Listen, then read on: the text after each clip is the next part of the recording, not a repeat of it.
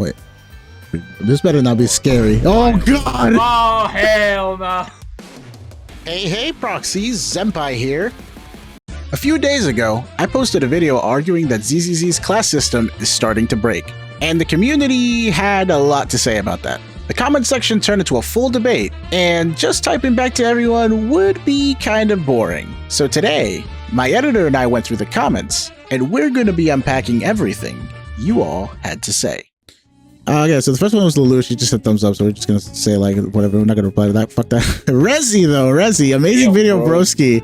It's really noticeable how the game went to this route of restriction. I hate it, especially when I rewatch some of my old videos. I always notice how neutral bosses are towards every team. I miss that, to be honest. Now it really just seems like you're class locked, element locked, fucking gimmick locked. Sure, it was easier back then, but then the devs could have learned one or two things when it comes to designing future bosses. Pompey and Jane Doe are hard bosses for the normal player, and they don't really shill a specific role too much. I mean, there's two Pompeys. One of them is anomaly, the other one's crit based. I always had a problem with the crit based one because I didn't pull Evelyn. But he wasn't like impossible. Like with a little bit of extra hard work, I could do it, and that was like challenging enough for me. And then they just removed Pompey. Fucking DA after like 5 cycles of having him. We had a fucking era of like, here's a bajillion Pompeys, and then it's always red. The great Pompey drought hit us, and ever since then we've been missing him. It's funny that Resi goes and says like, oh, I just went on a tangent about the bosses. This is not what the video is about. But he is right to a certain degree that it is yet another aspect of the restriction that has been plaguing the game, because even though we are talking about like class design and character design itself, boss design is also a huge aspect of it, because as I've told you multiple times is that when we talk about this is that old bosses had this philosophy of, oh, at worst I'm gonna ask you to element match me. So yeah. old bosses from 1.x, they will be like, oh, you need electric for this, you need fire for this.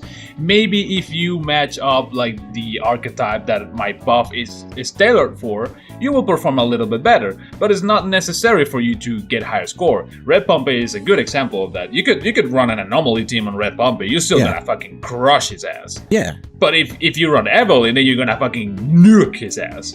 Yeah. Exactly. However, yeah, go on. No, I was just going to say that, like, originally, the first few patches, you could pull the banners consistently, and then you'd be good for a while. Now it just feels like you pull the agents, and you're good for, like, that cycle, or maybe the next one, and then afterwards, you're fucked. But, like, I feel like it could be bad for newer players, but they have so many more pulling resources than we do consistently. Like, as a new player, you can probably pull the first 3 banners and then be all right. Yeah, they have all the story that fuels them polychromes and shit, and they have all the like playable side game modes that also give them a lot of polychromes, like Hollow Zero, the reward track. They got like all 200 something levels of it, of just farming polychromes until they get a good like base to stand on. Yeah, I think the hardest issue right now is Shiyu. Yeah, especially with like how intense it is nowadays, where like, oh, everything is so front loaded in regards of like you have to get as much done on the first minute before like the timer hits 4 minute mark. All 325Ks is what people have been complaining about the most. Right. Is she just similar to Deadly Assault in regards to like, you know how Deadly Assault is like, if you get 6 stars, at least you get all the polychrome. It's fine. No, you have to get S. That's crazy. S plus is the only thing that is like for the sweats, and it has just the investigation merits, the little green coins. Yeah, it's just a little pat on the back and like, oh yeah, you're good at the game. Wow. You just type in our neutral bosses and what the hell was it? Right.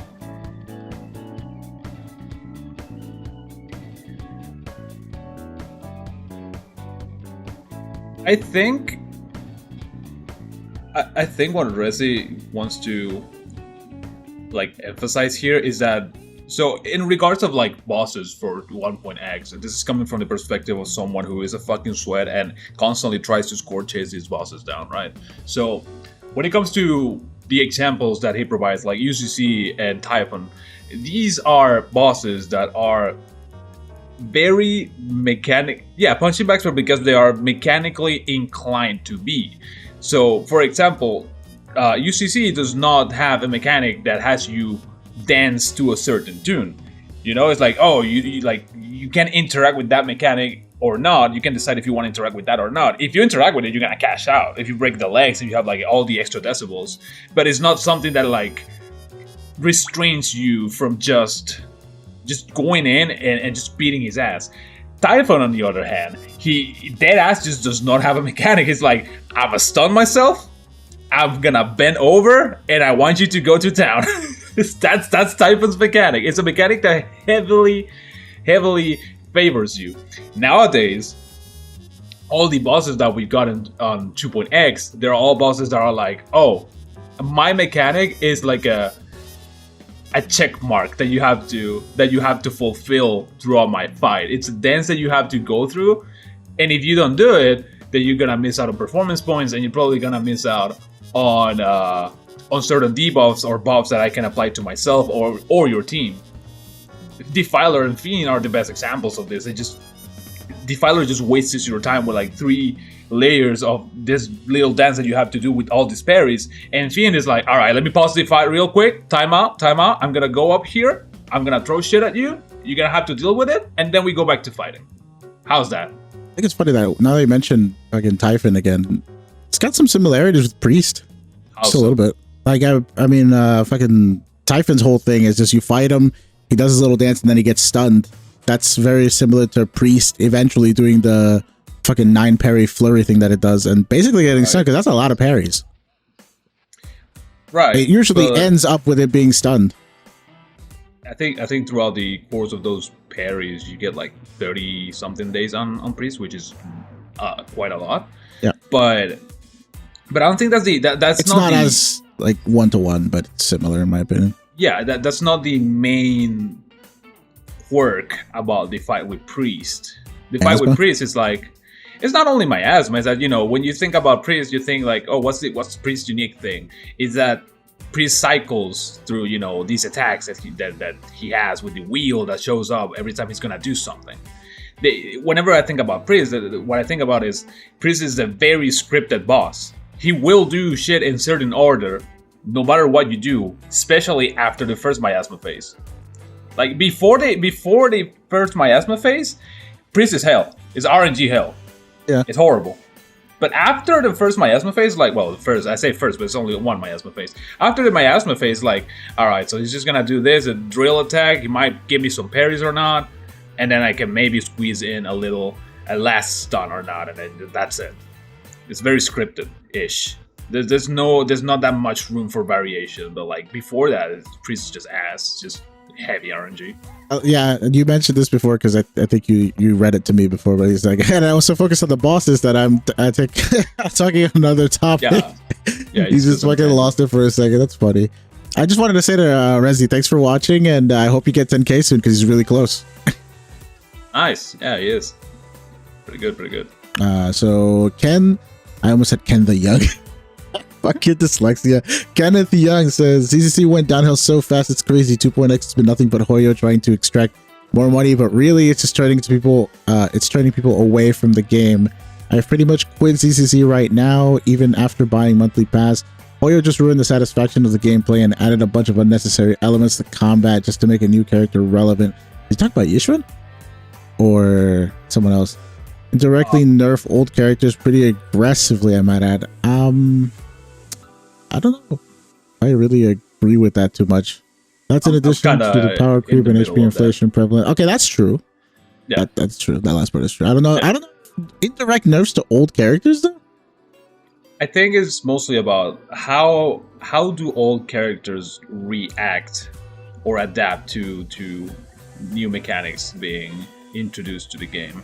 There are some mechanics that are introduced to, you know, just gimp a class, like, oh, we're gonna introduce low defense bosses to fuck with Raptor, or we're gonna do this and that to fuck Anomaly. That's a bad one. Right. We here at Anomaly Corporation, we don't like that. But I think the issue is that when you have new mechanics, like for example, say Miasma. And initially, a lot of people were like, oh, this is dog shit because this is stalling the fight and they take less damage. But like, as people went like deeper and deeper into season 2, we realized that, you know, miasma, it's not that big of a deal. If anything, miasma is a fucking battery mechanic. Like, you see miasma, you're like, oh, I'm just gonna pop this, I'm gonna do crazy damage to the boss, and I'm gonna get all my energy back. So this is like, go crazy, go stupid, you will get all your resources back regardless after you pop miasma. I thought it was really weird. I thought it was really weird that there was a period of time where people were kind of coping and being like, oh yeah, just run a lot of pen ratio, because what you want to do is do as much damage as possible in miasma. I was like, no, you want to just get the fuck out of miasma as soon as possible. Just play normally. Like, don't run extra stunners just to have. Just do parries. Just do parries. Just dodge. Just use your fucking Panyin Hu ult. That's all that's good for. I use that shit to just get into chain attacks sometimes because I like how fast it is. It's funny. But most of the time, yeah, it's like, oh, Priest is going into the thing. Okay, pan, cook. Yeah. I just wish Kenneth would, you know, talk a little bit more about what exactly he's referring to, because it sounds like a lot of blanket statements. Some of them are true. Some of them are kind of like, I feel like we're just, yeah, we're just being upset about something and just doing blanket terms about everything. That's what I was getting at, is that some old agents can adapt to new mechanics perfectly, like miasma. Well, except Hugo, but fuck Hugo. fuck Hugo. All my homies hate Hugo. What a fucking scene of that one scene that you edited where it's just like garbage. Garbage. Fucking hell. People are gonna be like, oh, I can't believe Senpai hates Hugo this much, but no, it's just his editor. I just fucking hate Hugo. It's not him, it's me. Anyways, I think he's cool, but I don't like his playstyle. And then, so in regards of miasma, some old agents were able to adapt to this and just take advantage of it, as the new agents do as well.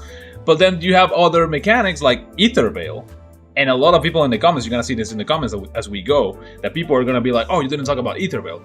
Ether Veil is the most recent mechanic that got added to the game, and is the most fucking restrictive one, because it's like old agents do not have access to this at all. Yeah, I remember I always say this about the end game buffs, that like for when Yushin came out, there were these buffs that were like, oh, you know, deal extra sheer damage if you're a Rupture agent, and I was like, you mean the only one in the game? Yeah. And then when they came up with Ether Veil, you know, it says Ether Veil, but it really means Lucia or Idari. For like 6 weeks. For like 6 weeks, it literally just means this one person.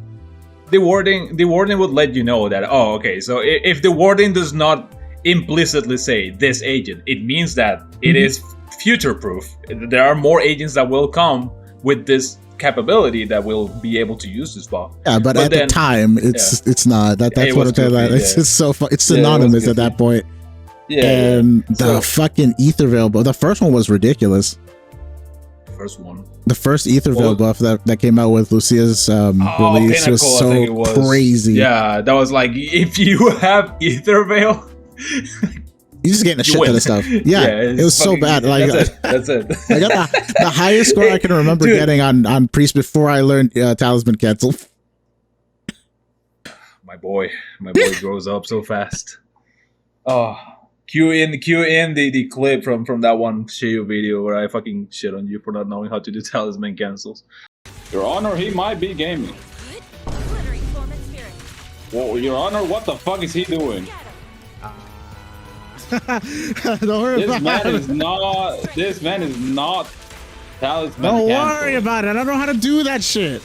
That's crazy. Editing Editboo here to remind you that we have to pay rent, so now you will listen to Blue Man talk about Buff.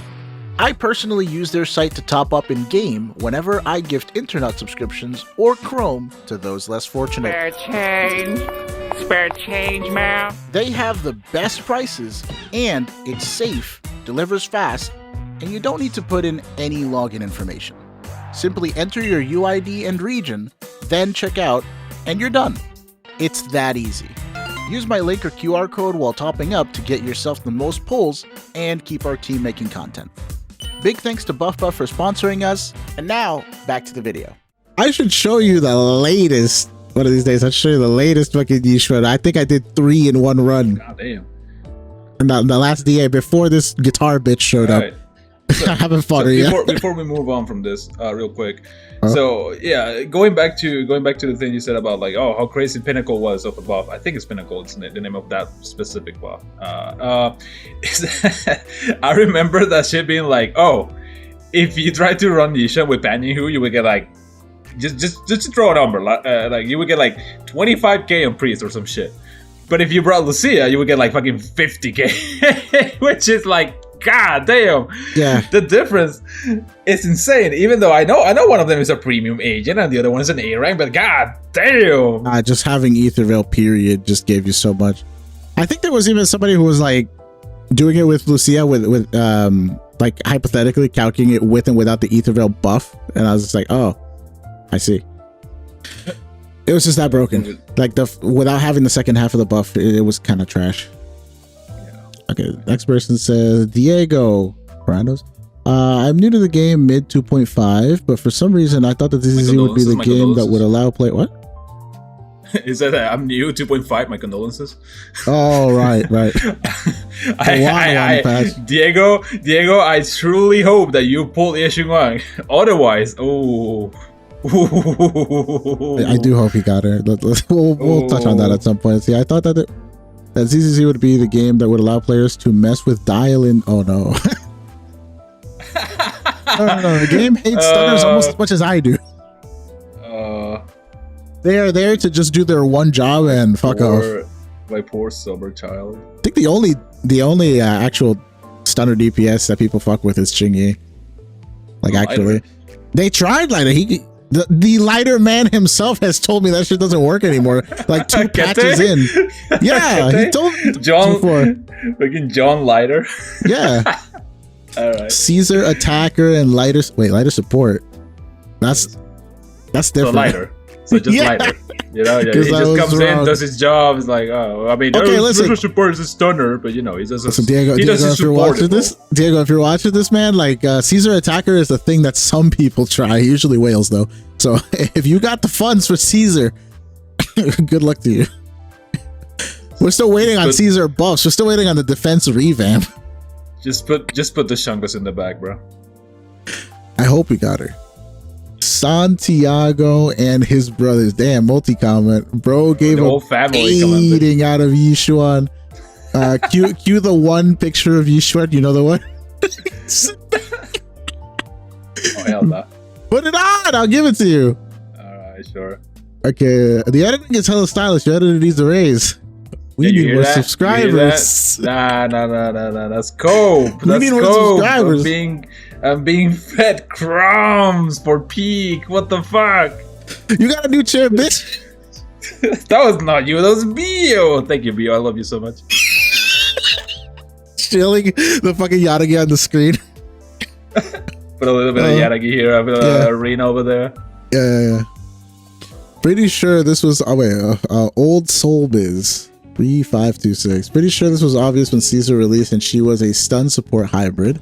I don't know what ZZZ can do to differentiate them in action combat play. Well, one of our guys came up with an idea to have defenders basically do what is that Rosonia called from Lost Boy? It's mobile gear. The mobile gear, where defenders should just come in and kind of help you, and then do that new Lycon thing that they do, like the assist mode. The co-op state, yeah. Yeah, that would be nice. Initially, the concept for it, this is an idea from someone in our community, Rosu. He had an idea of like, what if defenders would come in, and whenever you try to parry, they would come in and parry for you, and you can just keep playing your main character. Like it would not like stop the flow of battle. They would just come in and parry for you. Maybe give you like a buff, or like shield or some shit, right? But do something after that happens. And that kind of fulfills their fantasy of just, being defenders. Like, oh, they're protecting you from the attacks, they're parrying for you, and they're also giving you buffs.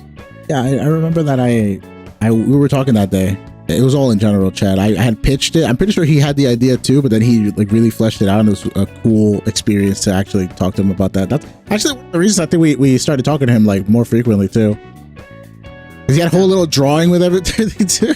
Yeah, just using his artist buff, I guess. Yeah. So that's another thing. Like, I think assist skills are kind of underrated, or Maybe not. They're Well, just kind of dog shit right now. well. Assists in general are just kind of dog shit because It's evasive like- assists exists still. Yeah, I was getting to that. Yeah. And then the thing with defensive assists is that I love them. I think they're great stylish for the game. I love the clang sound. It's just that sometimes when I'm trying to fucking it's a core clear part of the game. and they take too long and I can't cancel out of them or something like that, I get mad because I'm like, why do I have no agency? I'm blocking the attack. And then there's trick shit like fucking, what's his name? Butcher? There's one attack that Butcher has that if you with his parry spins? it, he His slaps the spins? shit. No. There's another attack. Oh no, I know. If Yeah, I know you which one. parry it, Yeah. you have to parry all three of them. If you don't parry, if you try to fucking assist follow up, he'll beat Your character, he'll bitch slap your character you. just your character Yeah. just stands there and he just slides Yeah. like backwards and It's like he a just fucking feint. just goes out bitch. Yeah, he's bitch slapped my Vivian like I don't know how many times. It's always Yeah, it's annoying. It's annoying. But Butcher is one of those ones where like, you just don't want to parry it. Fuck that. I mean, the Mage Butcher, you know, the disorder one. The other one that we never You see mean that the- doesn't exist you mean anymore. yeah, I was gonna say, you mean the only Butcher? The other one's real. I have a PNG of him. It moves. Damn. I didn't make the shit up myself. Put it up on the screen for the new We players do that- actually have that. Yeah, that- because you used it in the one edit with the with the fucking Chingy. The scared Chingy. no, that was the beige one. No. Whatever. No, we can- no, he had a we can- stick. No, he didn't Fine, have a it's stick. fine. He had the Editor, crowbar. He had the edit- crowbar. Editor, me, but Whatever. but non-existent Butcher on the screen, so people know what we're talking about. The There is- new players are like, there's another Butcher. What the fuck? Oh, there's two of them. He's got two forms. There's one that does magic, and then the other one that just beats the shit out of you. Stab. I love that one. That one's the best one. All right, Random Blood Gaming. Yes. Yes. Welcome to my comment section. You can read it. You can read it. With a blood voice, that's crazy. Yeah. Go for it. Quite a well-explained video. And while I agreed with most of your takes, as a niche and variety player, not all fully right, but that's a perspective matter. Example on 417. Miyabusig is actually the best option for any anomaly agent you want to build crit on. As the secondary, okay, fuck off. As the secondary skill with the 50% crit damage will count. Another take True. that might be an interesting discussion is about Rupture being an upgrade compared to Attacker class, or how you name it, Attacker 2.0. I would fully agree if we haven't had gotten bosses with half the base defense nowadays. Sarah and Vesper on half defense and high HP are basically the Rupture class anti-shield, while Oh, Attackers... Vesper. I didn't know Vesper also was one of those half defense. yeah. Damn. yeah. All right. While Attackers will have a better time against these types of enemies. Even though it's not all black and white in ZZZ yet, devs could have made better choices and implementations. Yeah. Nice video and script Senpai, and also good work to Editboo. Thank you, Blood. Yeah, thank you, Go Blood. check I out don't. Blood. Go check out Blood. Yeah. Random Blood Gaming. Check out his podcast. Join his Battle Hub Discord. Very Yeah, I was gonna say this. I hope that this doesn't come across as a huge doom posting video. It's really just an observation. Because I don't think at any point I say that like, oh, this completely sucks. I hate this. Like, I'm gonna quit the game. No. I wouldn't make a video like that. I just fucking quit the game if I didn't want to play it. But I love this game. I love playing. I love doing stupid shit in it. That's why we're here, like just yapping about it, because we're passionate about the game. Yeah. And so one thing that I haven't done yet, I'm pretty sure a bunch of people have fucking done this, at least from a gameplay perspective, but like from a calcs perspective, I haven't sat down and actually looked at how much damage an attacker unit will have on a half defense boss versus a rupture. Because in normal calcs, it's like the regular attacker needs to do 2.2x damage at 100 pen, and that's just free multiplier damage that fucking ruptures get. It's 2.2x damage. And against the heavy defense bosses, the ones that have like fucking 1500, that it's exactly 3x damage. But I don't know how much half defense would do. I know a lot of people, they say like, oh, well, rupture, they have lower skill multipliers, and that's why it's like, no, I don't know. I don't think it outweighs the fact that they get 2.2x damage normally. I don't know how much the half defense is though. That could be a good argument though, but then at that point, I'd also have to calc how much pen ratio an attack unit needs. I feel like that argument is valid, but yeah, then again, if you want to run the calcs eventually and talk about it, I think that's also a good topic. The issue. Oh yeah, make sure you write some of this down. Fuck off. I told you to take notes. I'm talking purely from the the hands-on gameplay experience, like being a sweat score chasing. I'm like, I can probably tell that like if I were to grab, I don't fucking know, like if I play attackers, right? Because that's the thing, I don't play attackers, so my verdict is also a little bit biased. I only play Rupture and Anomaly.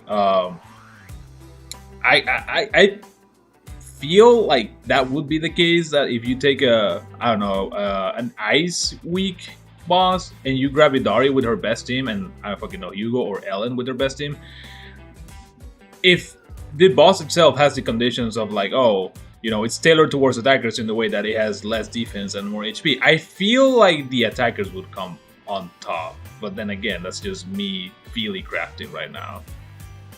That's pretty much it. Okay, Lola. Oh my god, this is gonna be a Ching Yi post. Fucking oh, hell, I love starting so much burst DPS gameplay. It's so satisfying. Okay, satisfying. And it was gameplay that kept me in, but now it feels like the gameplay depth is getting eroded with these Shunguang and all the supports. And sadly, my biggest op is Dialis. Bro, is that kidney failure? Damn. Damn, he's speedrunning kidney failure. You're not even there yet. I hate her. Diarrhea is the worst. I think he's doing it on purpose. Yo, there's no fucking way. Sabadra, if you're listening to this, this is purely Lolo's opinion, alright? I don't agree with this. I just think Dialin is mid, and from a design. Yeah, you didn't like the yin yang. Bro, I saw her, I was like, oh, she's cute. I want her. She's alright. She's alright. Fucking triple S. She's alright. I'll get her on her rerun. She killed Ching Yi, assassinated Fufu, and crippled Kaleda. Oh damn, he was close to doing a couple of alliteration there. She's way too good, and sadly, I am not that good. What do you mean? She's not that hard to play, bro. So I need to use her on the new HP inflated bosses to beat them, and it hurts me that my playstyle is slowly removed from the game. Damn. I told you guys Ching Yi was washed. Everything is easy, sadly so temporary. That's why I haven't survived the last few days. Damn, bro. Where you been? Actually, Lolo. We gotta go talk again. Long also made the game so boring because of course you're gonna use your strongest characters Hollow Zero Notorious Han. It's just so boring, bro. It's Doom posting. Yeah. You didn't know I was gonna review this, so it's not a sadly the next patch of the game, I feel like most of them because HP inflation has caught up to my goats, Ching Yi, Fufu, Haru. Okay, but Haru? That's different. I didn't know he was into Haru like that. Lucky because Alice is still so fucking strong. Yeah, bro, I picked the good wife. Yeah, but like, you're lucky because Alice is still so fucking strong. Q in Alice's EBA 3 missing Vesper like a million times. She's strong. Yeah. She's not perfect. Strong, yeah. She's not perfect. That's why I love her. I don't know. I also have a feeling that peakness of the idols will never be topped in my eyes, so I'm gonna just be here for the lore of the story. But also, if I spend so much money on the idols, they will just get power creeped in 12. Okay, well, 12 is a long time for this sort of game. Yeah. People kind of forget that this game is like what, 2 years old now? Almost 2 years old.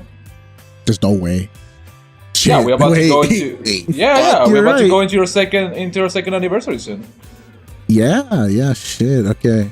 The money is way better spent on my people who need it. The world is cruel justice. Yo, we kind of need that, buddy. Let us know, Lolo. What can we do? The Chingy M6 plan is still on its way, but yeah, I don't know if I'll keep spending so much money, and maybe I will not play the events or the end game, just the story. I would say just do the events for Chrome. I mean, it helps just to do them. Just want to give you some updates on my upgrade video. Thank you. I'm fortunate that you are. I mean, not really do post it, but kind of do post it, you know, like kind of drifting away from the game. That is true. Hopefully he still sticks around for the community because we like having him. Him, Bo, fucking all the German speaking people are hilarious. We do have a lot of Austrians and Germans in here. I feel like that's ominous. You go silent, bro. When you go silent, I feel like that was ominous. We're not Poland. We have nothing to fear, right? Yeah. Of course. That's not going into the video. That's why you get rid of that in post. There's no context. You just cut to me saying get rid of that in post. Okay, Daddy Hen say they should either unlock the engines or the disc, not lock both. I kind of agree with that. I would say the engines is a better pick than the disc. The disc, I don't mind them being locked, but they have been more locked than before. I think the issue is locking them and then giving no alternatives, because why the fuck would you run anything except Lullaby on a support, unless you're Astro and you can run Astro Voice, like, I guess. But for the most part, it's like you only run Lullaby. You only run Lullaby if Astral's not available to you. It's really that. There's no other case where you just go like, oh, you know what? I like Astral. I'd rather run that. Take a sacrifice or something like that. He does have a point in regard of like the disc locking. Holy shit! The disc locking. There is one agent who is the perfect example of like, why can't I use this? I should be able to use this, which is Pan Yin-Hu. Like when you think about Pan Yin-Hu, you think about, oh well, you know, it would be nice if he could run like Protopunk because you know he's a defender. So it's kind of his fucking set, and the problem with that is that you know Ruptures don't give a fuck about the damage percent aspect of Protopunk, so he's not running that. So what's the other alternative? Okay, let's give Pan Yin-Hu Astral Voice. So it's like, okay, we're doing the same. He's still giving up like damage percent, which is kind of mid for Ruptures, but we're just giving him this because he doesn't have access to fucking Swing Jazz. I think is Swing Jazz also class locked? No, Swing Jazz isn't, but it's got I think it's Chain Attack and Ultimate. Yeah, Chain Attack Ultimate. It's got a low uptime. Nobody is doing fucking Pan Yin-Hu Chain, and his ultimate is a waste of time out of my asthma. So, okay, so that's the old alternative. Like, oh, I can't use Swing Jazz. If it's not support locked and he can use it, it's still dog water. So we have the new alternative, Moonlight Lullaby, which is basically like the set that just screams, oh, come in, press EX, cash out. Yeah. Which is what Pan Yin-Hu wants to do. No. Why can't he use this shit? And it would also benefit him because, like, oh, you know, you get the benefit of the 4-piece and you also get the energy region. Yeah. So Pan Yin-Hu is the biggest example of like both the Wenjin limitations and the disc limitations fucking him over because like he cannot use his discs, and he cannot use Kaboom, and he cannot use Team Open, even though his class restricts him from using these Wenjins. People still put these Wenjins on him. Yeah, because the main just set's for that the good. energy. Yeah, I was gonna say, just for the energy region. There's no defense ER Wenjin, is there? Not. What's Zhao? Caesar? No, Caesar is Impact, right? Yeah, Caesar's Impact. What's Zhao's? HP? I think is HP. Yeah, because she's the type that goes 4, 5, 6 HP main and then Sig and then gets like 27k HP or something like that. And even then, like, let's see. I'll stick about it. Yeah, it's HP. Yeah. So. Okay. Yeah, even if that was the case of like, it's energy region. Let's imagine it was. Even then, it's like, but I still get nothing from this passive because it wants me to have an Ether Veil. It's like I don't have this shit on my kit. Exactly. So Pan Yin-Hu is like, ironically, because in the video we grouped Pan Yin-Hu as a Neo defense with Zhao. Ironically, he is closer to Caesar in regards of like he kind of has a decent days output, you know. Yeah. Maybe he doesn't have the DPS capabilities that Caesar has if you invest into it, but like there are people who have been known to run Impact 6 and Pan Yin-Hu. I think we need like an extra layer of customization in the game, like just one extra gear that can either change your fucking class or change your or give you like a little passive on something. Because imagine an item that you can equip onto your agents that just gives it the aftershock tag on your basic attacks or something like that. Like I think that would open up a lot of customization. It's kind of fucking wild, but yeah, Because at the end of the day, it's just labels. That's what the whole video is about. It's literally just like the label system is fucking everything up, and this guy's got it. He's like, they're trying to get you to spend more money by putting restrictions on kits. That's really the point of the game. Pretty much. I'm not complaining about it. They need to make their money so I could keep playing their game.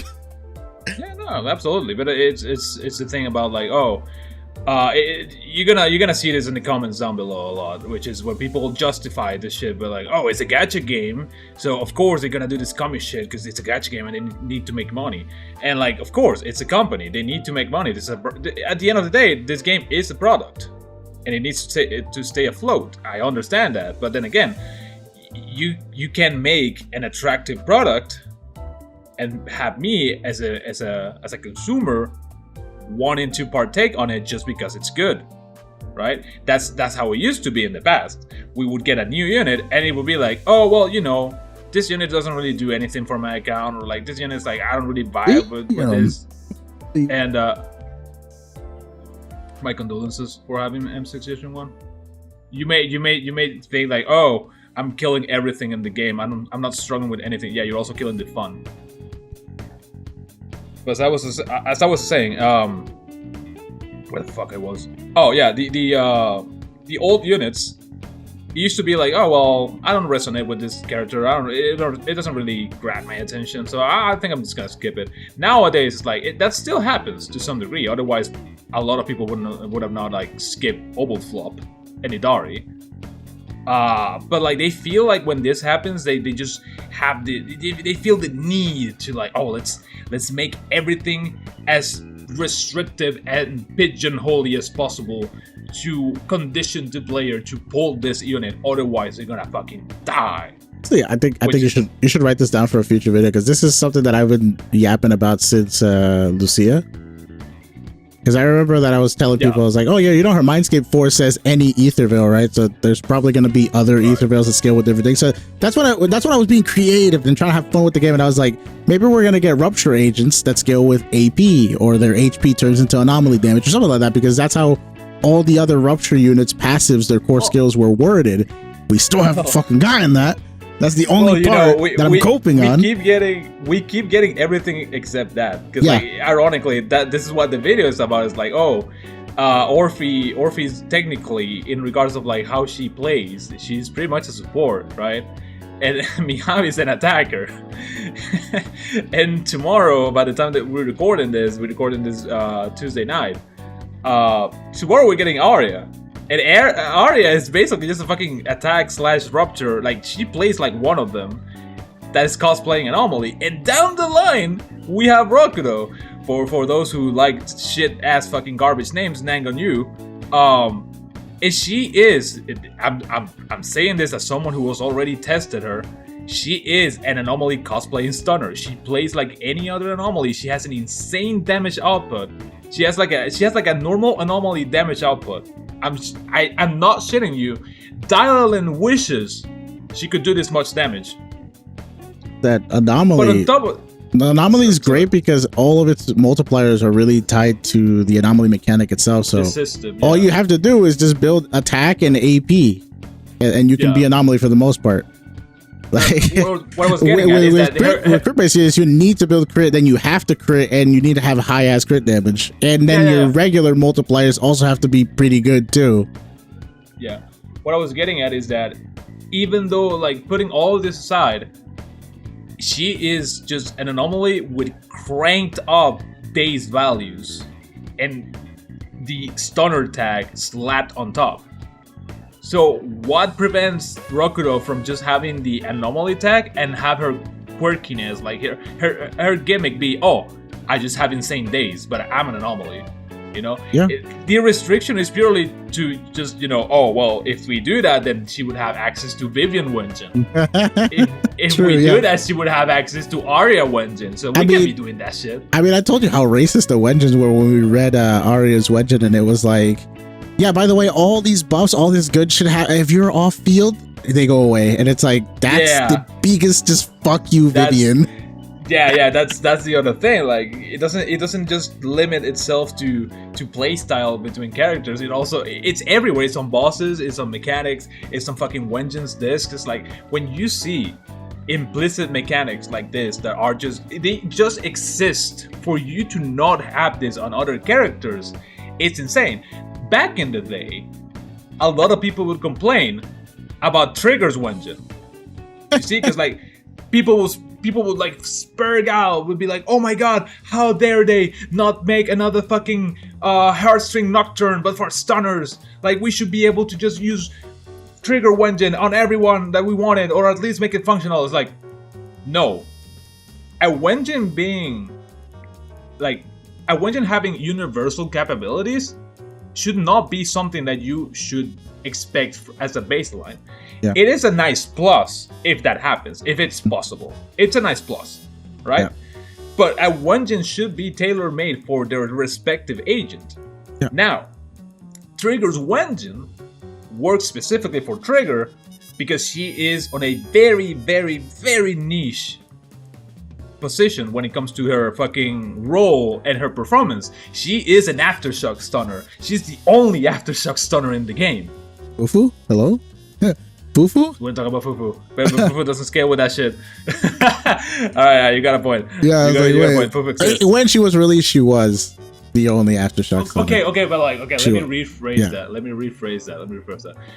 Well, yeah, when she was released, she was the only one.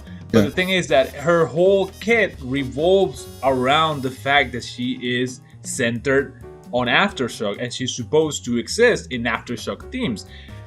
Now, she can be played outside One of those teams, of aftershock course. team? Yeah.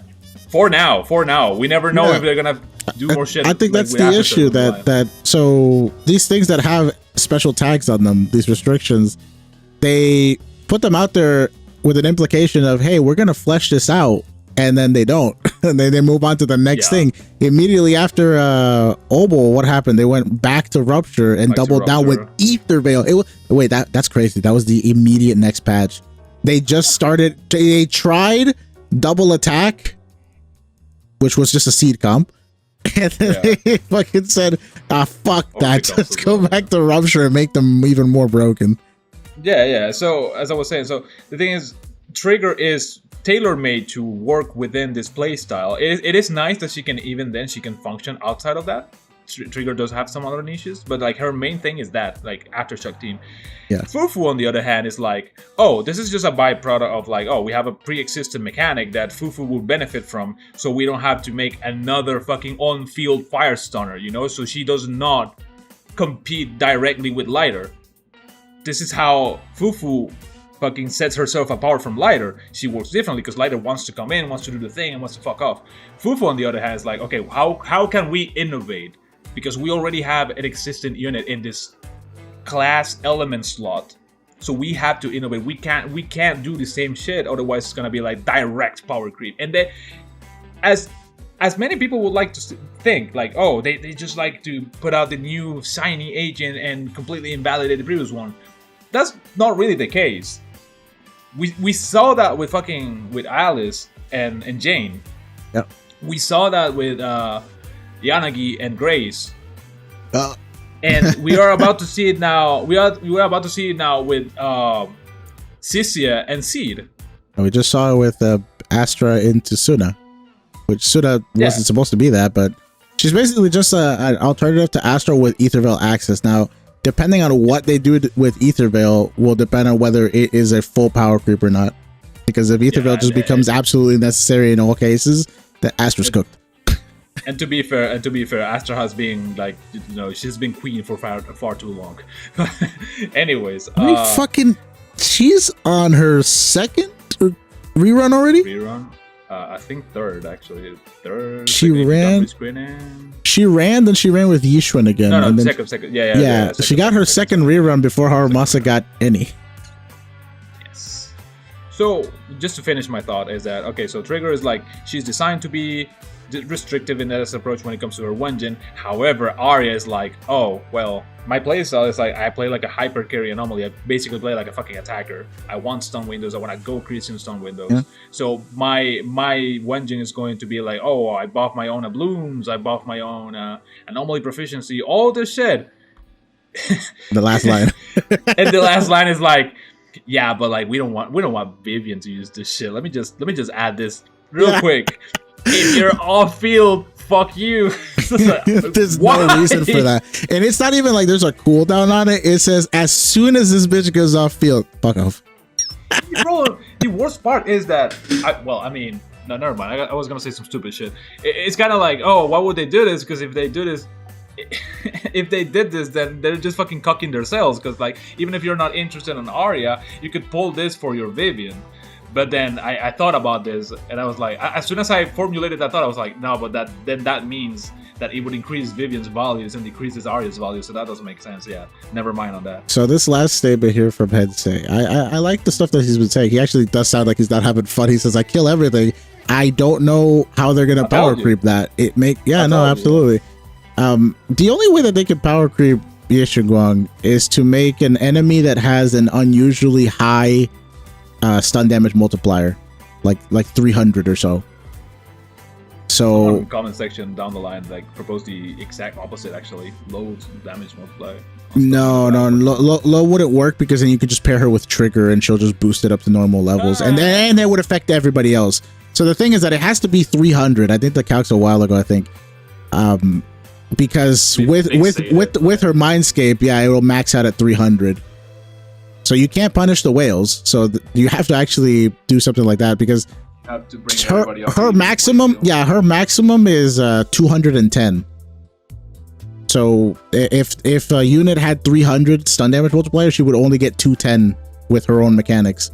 But with the Mindscape, I think it goes up to 300.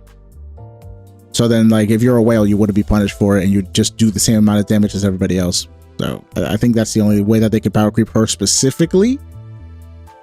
It's funny to see how or tackle how you would power creep a specific unit. I know Miyabi seemed untouchable, but the fact that her damage is spread through so many different veins leaves her vulnerable to a lot of shit. You nerf build up, you nerf crit now, apparently. Like, there's gonna be like a negative 25 crit. That's the issue. Miyabi has so many design concessions, as you said in the video, that, like, whenever you try to attack any angle from her kit, somebody will suffer as collateral damage. Yep.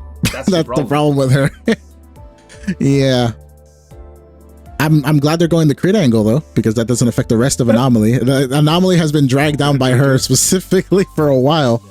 To the point where, like, listen, I know I'm like the Alice guy, but I don't think I'm wrong in saying that Alice can perform a lot better than Miyabi consistently because of all the direct ice and anti-freeze shit that, she's not being targeted, she's just a good Anomaly unit. Ether Veil mechanic is going to put Hoyo in a corner in regards to balancing, and it's just another limitation on team building. I just don't like that. For the idols in general, their Ether Veils are kind of garbage, and by that I mean that they're just tags with 50 attack. Because if you read them, it's just they the do unit nothing. gains, They just Go ahead. Yeah, they just sprinkle plus 50 attack, which in the grand scheme of things is very, very low. Nothing. It's less than 1% or something like that. It's just a fucking it's just a tag, like a code tag of like, if thing is on, then provide this, right? So you just have we're just gonna give it a whatever buff, just to have like say the it does something. interact with this. Yeah, it's like, okay, so now the game can check, like, oh, is the Ether Veil on? Yes, okay, activate DA buff. True. But it's so I was expecting so much more, like, unique interactions from them turning on and turning off Ether Veils, or at the very least I was only expecting Suna to have Ether Veil, not the other two. They do have that, like, so the thing is, like, between them they do have that sort of interaction. Like, whenever you refresh an Ether Veil, Suna gets kitty stacks, Arya gets fucking glow sticks, and I don't know right now if Rokudo gets like more charge on her dance points, but then again, she's still on development as the time of recording this, so that could change. Yeah. All right, moving on. I just wish they did more. Let's see. My biggest issue from Bebo P-Nux. Oh, Bebop Nux. Oh, I've heard this. I've seen him before. I like Nux. My biggest issue with Rupture is they made one pen buff unit and made a whole substack called Pen. Wait. Only to drop. Only to drop it. Wait. Oh yeah, Arena. Yeah. It made a stat. So yeah, he's basically saying they had a whole stat set up and one unit that was good at doing that, and then they dropped it all just to make Yishun feel so special. It's really annoying, and we all know that when 3.0 hits, they're gonna make some goofy mechanic that implores you to use the new gimmick playstyle class, like Veil and Rupture have been in 2.0. It reminds me of why I don't like 2.0. That's completely valid. Yeah, no, that's a fair point. I feel like more than an Ishan hate agenda, bro, over here he just wants to fucking, he's just trying to push a Arena Glaze agenda. And I stand by that. We need a fucking Arena rework. Get rid of the evasive assist. Make her just be able to leave it. That evasive assist is not a mechanic that aged well. What's worse, defense class as a whole or evasive assist? Damn, I think it's evasive assist, because like with bosses that want you to do parries like Defiler, you can choose to not interact with defenders, or at least the defenders have defensive assist, but like I've been as someone who only has Sambi as their only usable attacker on their account. I've been on the case where like if I want to run Sambi on Defiler with Astra, for example, it's no longer the case because currently Ether Veil buff, so I just run Zhao and Suna with her.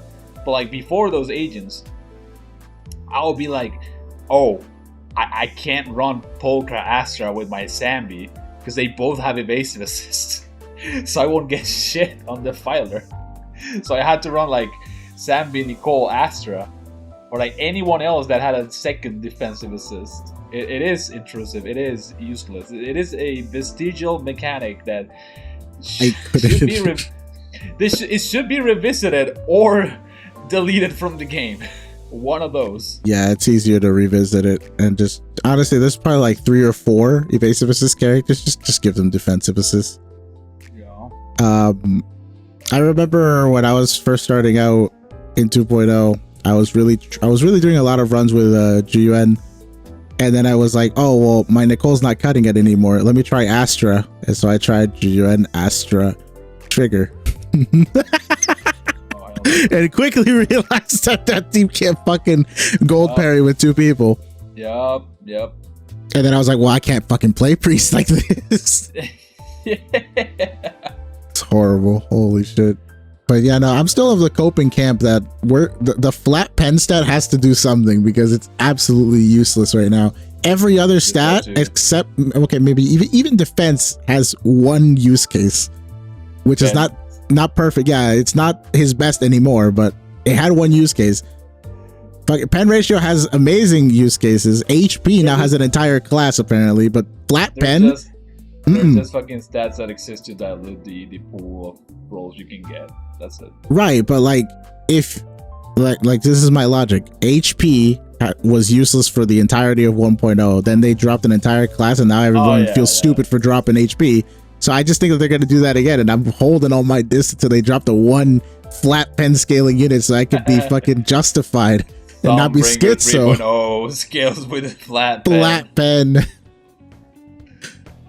The most diabolical thing they could have done is given a rupture unit flat pen scaling. Just give it a special scale. I mean, energy regen as a stat is the poster child for if the stat sucks, have it come with DLC and it'll be good. Oh shit, this one has replies. The solution to this, Dante says, would be making a W engine 75-25 a guaranteed. I mean, that is part of something they could do. Because making a character only be able to perform well with their Giga-specific W engine should be a reasonable way to make it guaranteed. True, everyone wants this. Bro, the disappointment in some people when they realize that the star-studded banner, the new guaranteed one from the fucking holiday event wasn't. Like an every patch. Yeah. It's like, oh, is this for this one thing and for special occasions, people? Don't get your hopes up. I'm gonna say that it was really fucking trashy and bad of them to not carry over the pity from that banner. Because the second I reread that shit and I realized, oh, the pity doesn't carry over, I fucking stopped pulling. Because I was like, oh, just pull another 10, it'll carry over to the no. No, it does carry over to the next one of that, not to the next. Yeah, I don't know what the hell's gonna be on that one. Yeah, I only pulled on that one because Alice was on it, and I got lucky on Astro Engine. Ironically, I do. Whenever we talk about shit like this, I do shit a lot on Wuwa, right? But at least Wuwa has this thing where like their weapons are guaranteed. Yeah. I guess Wuwa has that going for it. Makes people more willing to go for the signature. Yeah, dude. I can't tell you how many times I've just been like eyeing the signatures, and I just go, but maybe the 75. No. I mean, I didn't have that string of 5 losses on 75. I should have quit this fucking game ages ago. Yeah, thank you guys. When you are pondering about getting a new agent, one of the things you consider is that how necessary is their engine, and that will affect your decision to pull for it or not. Some people, that certainly made me skip Trigger twice. I haven't gotten Trigger just because of that. Even though I have Sammy, I'm like, yeah, but if I get Trigger, I have to get her fucking Wenton. Yeah. I'm not doing that. Fuck that. But you got a Lycon though, and you tried. Hell no. When I what's it called? I remember that some guides actually have a section where they cover is it better to R1 or M1? depends on the character. And we don't fuck with them once, so Yeah, exactly. We over here, we just personally we don't. Let's see. Yeah, it's insanely difficult to build characters properly, especially on-field drivers. I still don't know what that word means in the context. They mean discs. They mean discs. Because they're called drive discs. No. Drivers. Just there's another comment that called "see the driver of a team." I don't know what that means in particular. Like it's a gaming term. Maybe the enabler. I suppose. Yeah, on-field drivers without their sig. I'm trying to build Hugo with. Oh hell no. There's no. He's on garbage even with his sig sometimes. My condolences. Shit. It's simply not possible to get enough stats to hit the big numbers without his sig. Yeah, no, his sig provides a lot. And fucking, what is that shit called again? Heartstring Nocturne, the fucking bringer of doom for all generic wengens after that goddamn. She caused so much bullshit just because of people FOMOing at the mouth and getting it for Soldier. Yeah. Oh god, that's why I hate those two bitches. But Hugo's Wengen used to have 50 crit damage. Got nerfed to 45 because they're like, oh, Heartstring Nocturne had 50. We don't want to do that again. I mean, even then, Hugo's Wengen is still like a decent option for other agents. Doesn't Ellen use it as well? Yeah, Ellen does. And then we have the cope Miyabi builds that also run it. Yeah, because Ellen's thing is just ice damage and crit rate on an already high ass crit rate agent. Like she really doesn't need all of that. No. She prefers the burst and the fucking okay. Oh, Kenneth is back. Oh shit. He was up there before. Oh yeah. He was scrolling. They gain money from you losing the 75-25, though you are telling them to slice the pity in half, which is the opposite goal to make money off the people who lose the 75-25. Okay, but the thing is that the people who lose the 75-25 should be 1/4 of them. I have a big issue with this mentality of like, oh, they're doing this because they need to make money. They're doing this because like otherwise people wouldn't fucking put money into the game. Because I'm like, bro, if you make me go through all of these fucking unfortunate situations because I feel forced to have to go through it, like pulling this Wenjin or pulling that agent, and shit goes bad for me. Like, I lose my 50-50, I lose my 75-25. You know what's gonna happen? Not gonna pull. I'm gonna quit the game. That too. So you are killing long-term investment of a customer for short-term gains. So like, oh, he's pulling right now. Let me just fucking, he fucking, he failed his 75-25. He fails his fucking 50-50. He quit the game. It doesn't matter. I already got his money. Fuck off. Go play Olympus Company. Always got to go there. Yes. That's the thing. Like, if you make a good product that's enjoyable in the long term, then you will keep me around, and you will have me as a source of money for a longer period of time. It's always this fucking destructive mentality of like, oh, they need to take these irrational rush decisions because otherwise people will not give them money. It's like, no, bro, if you give me a good product, I will give you money. Same. I buy the Internaut for myself just because it's the best value, and I'm gonna play the game anyways. And the other thing was I used to get the battle pass, the $10 one, because I saw the $20 one as like a fucking scam, because all you were getting was like a banner and 200 polychrome and just some batteries, and I was like, I don't need batteries, I got enough materials. I know I play stupid, but like I still wouldn't horizontally invest into the entire account, so I didn't need all of that. Now that they put like extra Wenjin chips to potentially get future exclusive engines from the shop, I'm like, oh fuck, that's worth $10. So now I get the big one, and they have the extra little fucking skin and doodads for the iPad, so that's nice too. Yep. It's better than just having a banner on your profile. So just do shit like that. Change the battle pass engines. Give us an A rank selector, like you always say, so people can buy Kaboom. Kaboom. That's it. I don't give a shit about your game ball. I don't give a shit about your cannon rotor. Give me an A rank selector. I just go in, grab Kaboom, and move on. Daiji set. The DG set. Daiji set. The classes that act like other classes is a wait. This better not be scary. Oh god. Oh hell no. All right, give me a second. I'm going to the bathroom. A few moments later. Are we saying that, oh, it's bad that Orphe is an attacker and she should be a support? No.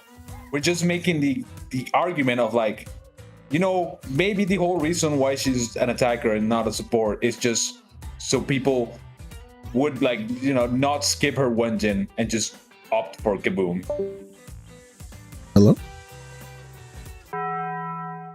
So, after leaking intel on the Kaboom conspiracy, the ninjas attacked Editboo and cut his power. We weren't able to completely review all the comments live. Don't worry, we've re-established contact with Editboo. He is back in the basement. Swear to God, 1 hour of freedom a week. I can't believe he makes me record this shit on. Ooh, Vivian plushie. And I'll be replying to every comment on all of my videos. Let us know if you enjoyed this more chill type of Yap session. It was fun recording it, and I like interacting with everybody. Hoping we can do more of this whenever videos drop and get more discussions going. As always, thank you so much for watching, and I'll see you next time.